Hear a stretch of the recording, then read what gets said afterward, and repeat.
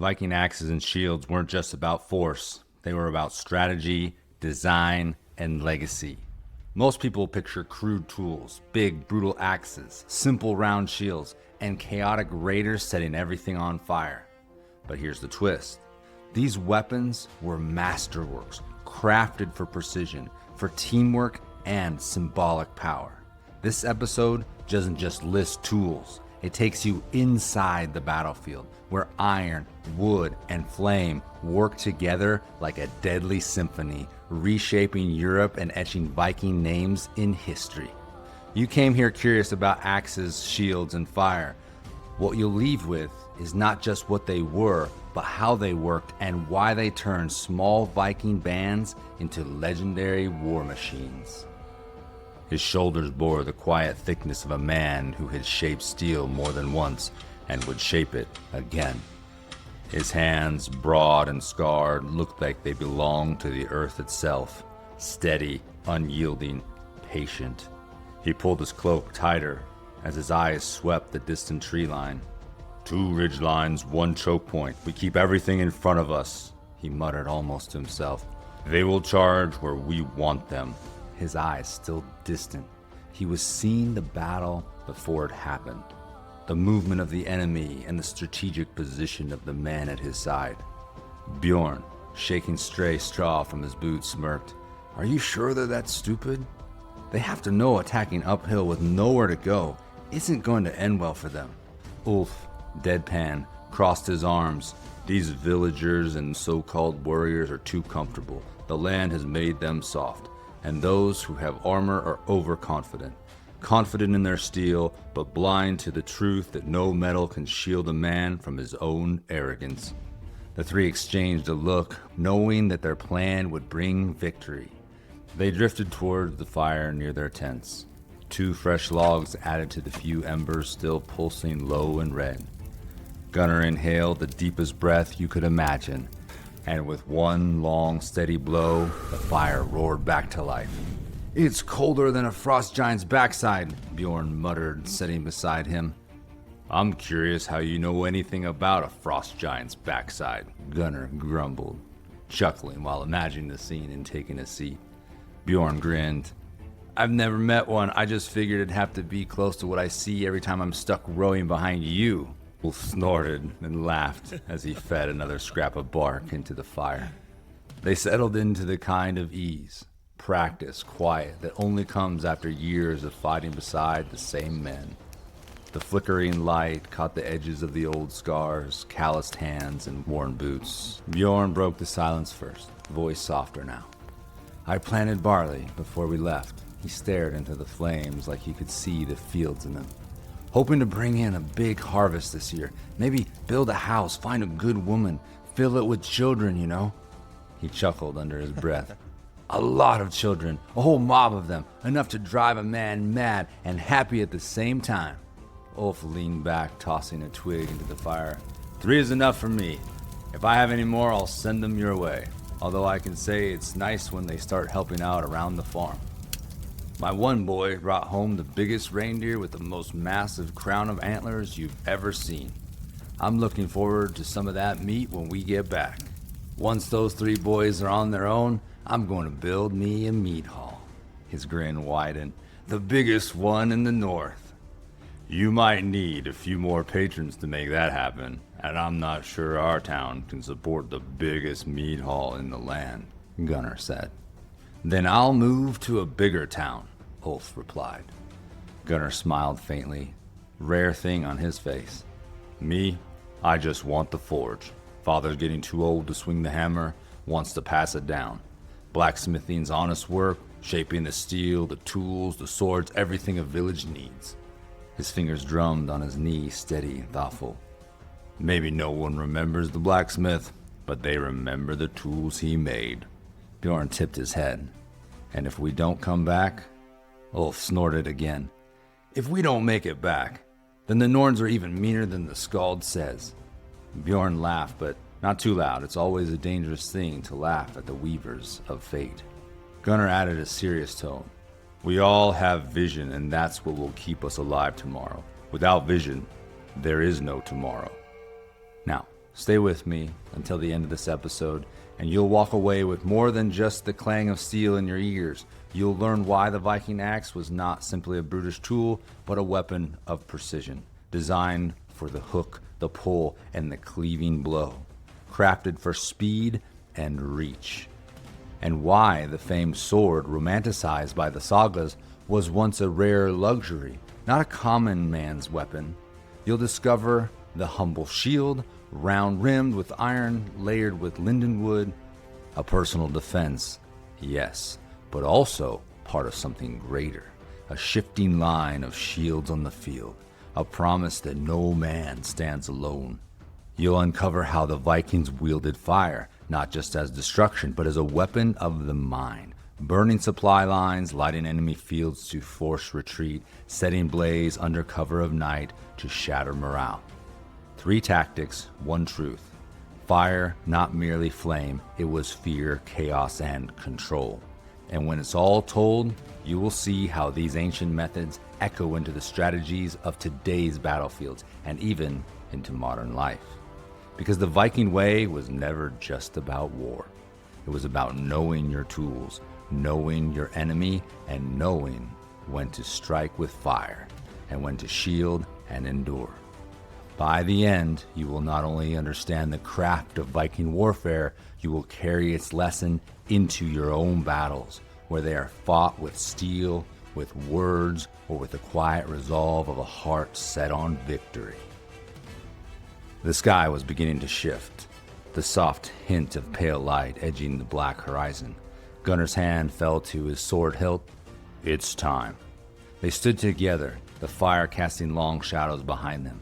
Around the camp, men began to rise, tightening belts, adjusting shields, murmuring soft prayers or dark jokes under their breath. Gunnar's voice rumbled low. Gather them. Bjorn called out, his voice lifting into the cold air, sharp and sure. Ulf walked the line of men, clapping shoulders, murmuring quiet encouragement. The army had taken shape, and the first breath of dawn touched the earth like a hesitant blessing. The men marched over the ridge toward the waiting enemy, towards the clash that would etch their names in history, towards the battle that would test not just their swords, but the weight of every dream they carried. Let us step now into the heart of Viking armory, not into the cultured chest of random blades, but into a world where every weapon tells a story. The Viking axe. It was no crude club, no mindless slab of iron for brute force alone. It was a weapon of artful design, crafted for precision, for cunning, for control. Look closely at its shape.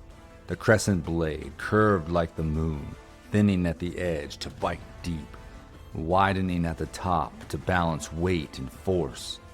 It was light in the hand, allowing swift, repeated strikes. But behind the lightness was the true genius. The axe was not made just to swing, but it was also made to hook behind the shield rim, to pull down the guard of the enemy, to tear the defense away before the fatal cleaving blow. A single combat, a skilled axe fighter was not merely a wild slasher. He was a tactician. He used the axe to press, to control space, to shape the fight like a blacksmith shapes red-hot steel. And perhaps most importantly, the axe was the weapon of the common man. A farmer might use it to split wood by day and carry the same blade to war when it called. Axes were quick to forge, costing less iron, needing no elaborate pommel or guard. They were practical, durable, and they carried the rough, essential poetry of survival.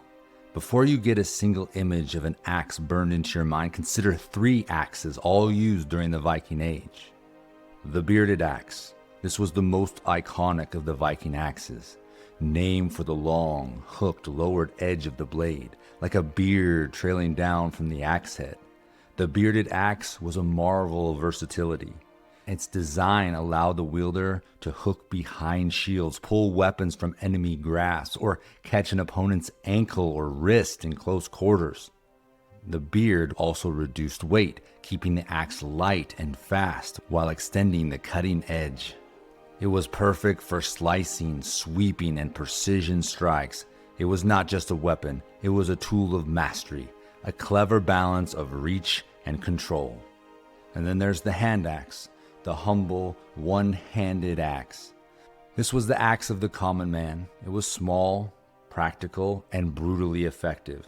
Carried on belts or tucked in at the waist, these axes were light, sometimes no bigger than a carpenter's tool, but in battle, they became swift, deadly companions. They were used for quick strikes, to punch through gaps in armor, to swing from horseback, or even to throw at short range.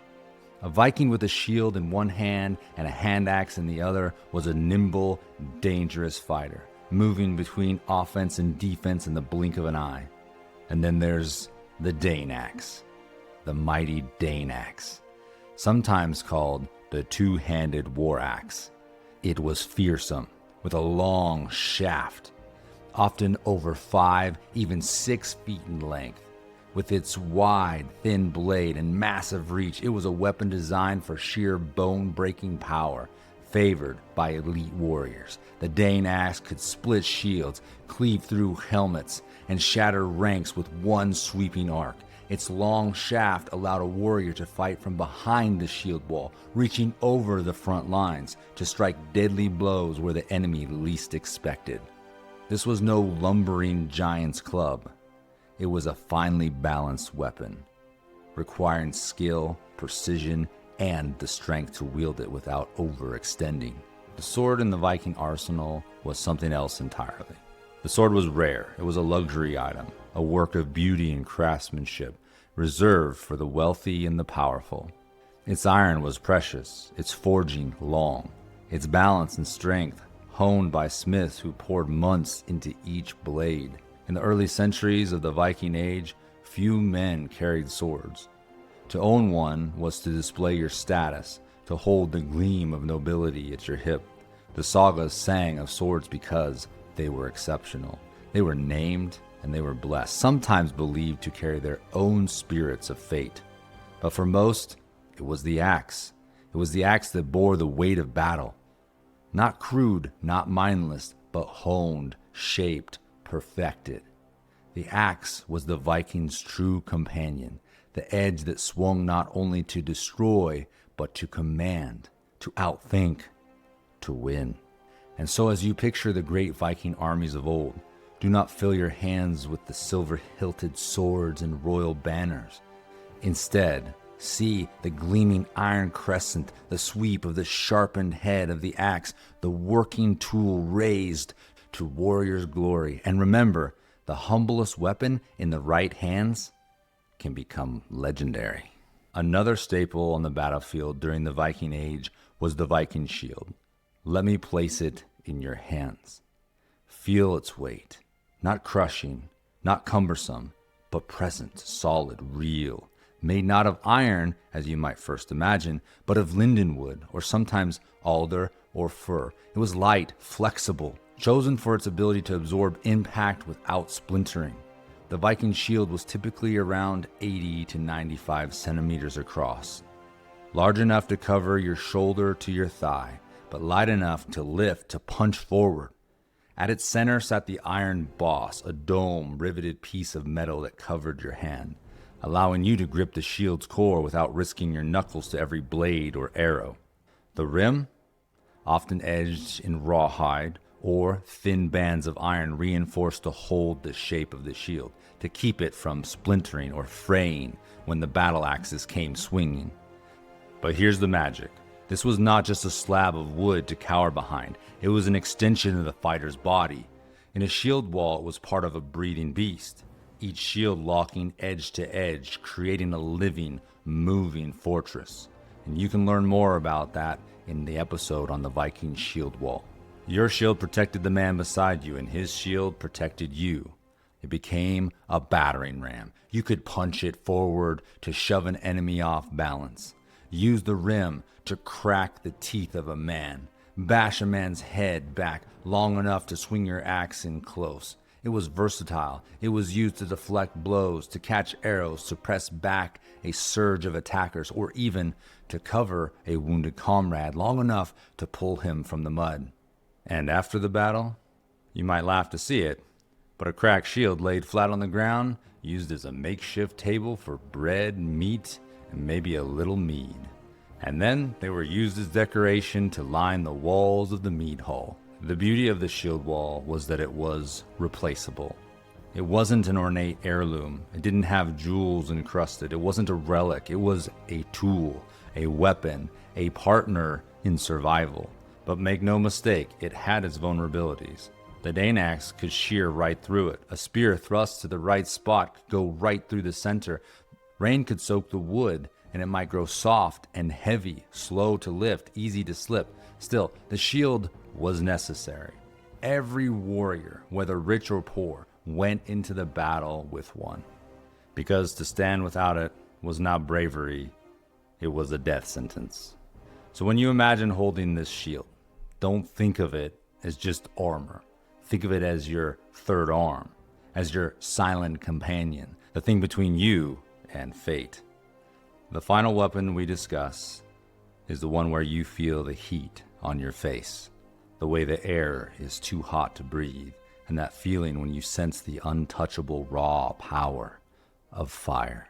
Fire was a weapon the Vikings knew how to wield, a living, breathing creature they unleashed upon their enemies. Fire was never just destruction, it was psychology, it was terror, it was a whisper in the night that grew into the screams by dawn. The Vikings used fire not with the blunt chaos of a wild blaze, but with the precision of a tactician. Imagine it now. Their longships slipping quietly up a darkened river, creeping past sleeping villagers. Their warriors not charging yet, but scattering to light haystacks, barns, supply carts. The first flames flicker almost gently, an orange glow in the corner of their eye, a trickle of smoke curling into the night, but then it catches, it spreads, and it roars. And in the enemy camp, men wake not to swords at their throats, but to chaos, to the crackle of dry timber, the smell of burning grain, then the sudden, horrifying realization that their stores, their lifeline, their ash. The Vikings used fire when faced with wooden defenses. Vikings would use torches, flaming arrows, or burning carts to set structures, gates, walls, and supplies aflame. They didn't need to breach stone fortresses. Their real power was in making defenders panic, waste resources, and believe their own defenses were turning into a trap. The fire was also a diversion. A few good men would slip behind enemy lines, set fire to supply wagons, the camp, the rear ranks, and suddenly the enemy's attention was split. Half to the warriors at the front, half to the flames behind, threatening everything they needed to survive. And for this reason, fire became psychological warfare. Even without a direct attack, the mere threat of Viking fire was enough to bend the knee. Villages surrender because they knew what would happen to those who didn't. Rulers paid tribute not just because of the sword, but because they feared their fields and their homes would go up in smoke before a single blade was drawn. The genius of Viking fire was that it was alive, an ally that needed no rest, that moved with the wind, that fed on the enemy's own resources. And standing near it, you feel not just heat, but the terrifying realization that the ground beneath you, the roof above you, the food you stored, all of it can be turned against you. The Vikings understood this. They understood that war is not just muscle and steel, it's fear. And fear burns far faster than wood. Here are a few examples from the Viking Age. In 843, Viking longships sailed up a river in France. They hit a city on a church holiday when people were gathered to celebrate. The Vikings stormed in, set buildings on fire, and attacked everyone inside the church. But why burn the city? To break down defenses, to scare anyone hiding, and to send a warning to the other towns to surrender or burn. In the end, the Vikings took treasure, they took supplies, and they left the town in ashes. They also terrified every village nearby. In 845, the Vikings threatened Paris. They sailed 120 ships up the Seine River to attack Paris. The French king's army tried to stop them, but the Vikings won. The Vikings captured 111 men and hung them as human sacrifices, and the Vikings surrounded Paris, ready to burn it to the ground. But the French king, he paid a huge ransom, 7,000 pounds of silver, to make them leave. This shows just how the Vikings used the threat of fire to win. They didn't always need to burn a city. Sometimes they just needed the fear of it to work. In 867, a huge Viking army attacked and captured the English city of York. During the fight, they set parts of the city on fire to break through defenses and force their way in. Burning wasn't just random, it was a smart tactic to help them take a very important city. Now, let's step out of the museum and back onto the battlefield, where the tools became living forces and where our three warriors will use them in a fight they may not all survive. You see, fire wasn't just a tool in the hands of Viking leaders or armies. No, fire was more than that. It was more than destruction. It was strategy. It was fear. It was the invisible weapon that moved hearts and minds before swords ever crossed. Because just like Paris was threatened and York was set ablaze, so too does Bjorn. With a small band of men, he slips through the dark to the enemy's camp. And his purpose, to light the fires that will break not just the defense, but the spirit of the enemy.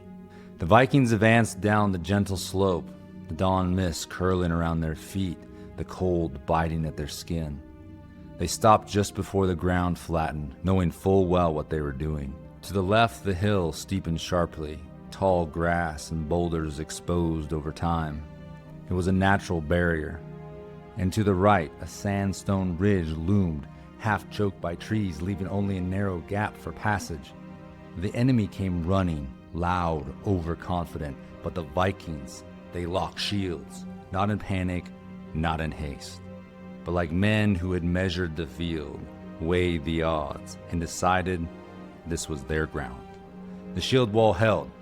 They could feel it in the air, the press of wood against wood, the heavy thud of shields bracing together, then the ripple of men steadying their shoulders, ready to absorb the blow. Axes gleamed over the top of their heads, sharpened and ready.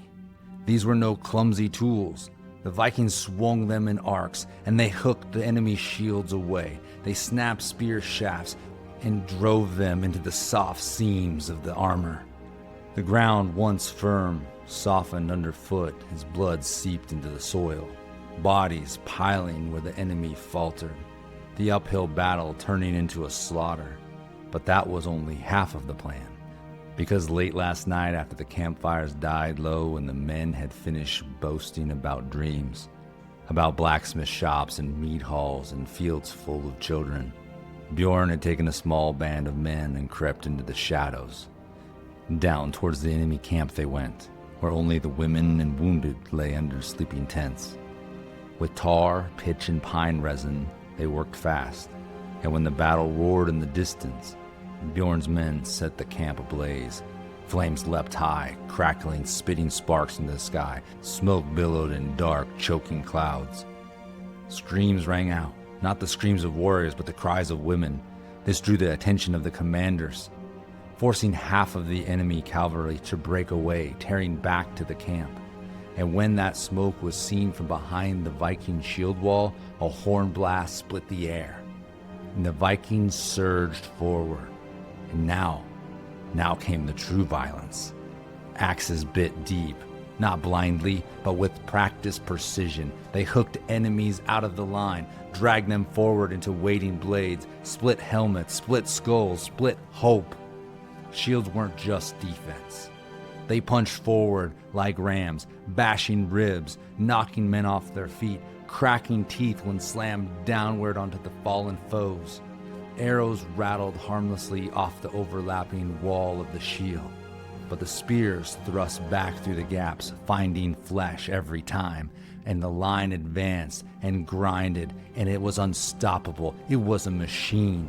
Men seeing their friends fall, seeing the camp on fire behind them, they turned to run, but they found the path was blocked. The stone ridge on one side, the burning camp on the other. Bjorn's small force waiting at the choke point. It didn't take a shield wall to kill men running in panic. The Vikings showed no mercy, cutting down all who tried to flee. The final cavalry and the enemy commanders made their break, riding hard down the narrow path. Bjorn's men leapt to block the path, but the horses thundered forward. The first crashed through, knocking men aside like pins. The second burst through moments later, forcing others to scatter. Bjorn stood his ground. A rider charged straight for him. He waited, muscles coiled, and at the last heartbeat, he pivoted, and the axe slammed into the horse's upper leg, a precision blow, brutal, and the beast came crippling to the ground with thunder. And Bjorn's men rushed to finish the job. Bjorn looked on and failed to notice the final horse speeding past, and as the horse came by, the rider swept his sword across the back of Bjorn's neck. The cut was clean and deep. Bjorn dropped to his knees. His breath fled his chest. His axe slipped from his hands. The men ran to him, but it was too late. The gash was mortal. The last enemy rider vanished into the trees. The battle was done. Gunnar and Ulf came down the path, while the others stayed to strip valuables from the field. When they reached him, they knelt in silence beside their brother, their companion, their friend. No songs were sung. No boasts were made, only quiet. They lifted Bjorn's body, his head limp, his hands already cold, and they carried him back to camp. Ulf took his 2 hand axes, the ones that Bjorn had always carried, and the band of men walked home, their footsteps heavy, their hearts heavier. And that night, around the fire, they reminisced, and they spoke only of Bjorn. They told stories, they laughed, and they cried, and they honored their fallen comrade, because his name, his fight, his sacrifice, they were not meant to be hidden under the earth, but to be remembered by every man who raised a drink, and every boy who dreamed of joining the shield wall, of every woman who sang the old songs. And so they honored him. And the best way to honor a fallen comrade is to promise that when the next battle comes, that they would again lift their axes, brace their shields, and light the fires that would carry his name on forever and forward. When we peel back the raw iron in the fire of Viking warfare, we uncover something deeper, something that still echoes today, not just on modern battlefields, but in leadership, teamwork, and personal life. The Vikings didn't just win by brute force alone. They combined axes, shields, and fire with sharp psychological insight, tactical creativity, and precision, discipline, and teamwork. And remarkably, these same principles still shape how modern militaries and wise individuals operate. For the Vikings, fire wasn't always about burning the enemy's camp. It was about the threat of burning, the creeping panic of knowing your retreat was cut off, the fear that cracked the commander's nerves. Modern militaries call this information operations, or psyops, tactics that break an enemy's morale before the first shot is fired. The lesson here is clear. Sometimes you win not by overwhelming force, but by overwhelming fear. In life, this reminds us that how you present yourself matters. Whether in negotiation, a job interview, or facing personal challenges, people's perception of your strength often shapes the outcomes as much as your actual strength. The Viking shield wall offers another timeless lesson. It was a masterpiece of unity. No man stood for himself. Every shield protected the man beside him. It wasn't built on solo glory, but on mutual trust and discipline. Modern military squads still follow this principle. Overlapping rules, covering fire, coordinated movements, and the unbreakable rule that no one is left behind. In your own life, this speaks to the power of community. Whether in your family, your workplace, your friendships, success doesn't come from standing apart. It comes from standing together. Ask yourself, who are you covering and who's covering you? The strongest people aren't lone wolves. They're those who know how to link shields. And then there's the tools of choice. Why did Vikings favor axes over swords? because they were practical, affordable, and brutally effective. Swords were symbols, axes were survival.